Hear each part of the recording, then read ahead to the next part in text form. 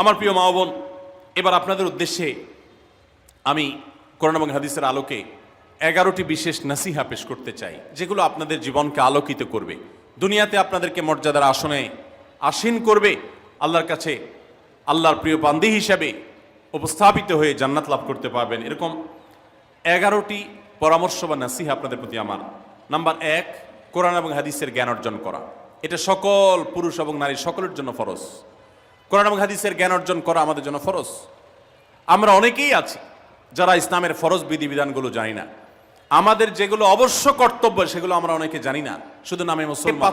ঈমান সম্পর্কে জানতে হবে, আপনার ঈমান কিভাবে আনতে হবে, কি কোন কোন বিষয়ের প্রতি বিশ্বাস থাকতে হবে, কি বিশ্বাস থাকতে হবে, আল্লাহ সম্পর্কে বিশ্বাস থাকতে হবে। ঈমান সম্পর্কে অনেক ভুল ধারণা আমাদের আছে। আমরা আল্লাহ সম্পর্কে বিস্তারিত জানি না, আখিরাত সম্পর্কে জানি না, নবী রাসূল সম্পর্কে জানি না। এগুলো সম্পর্কে সঠিক জ্ঞান অর্জন করতে হবে।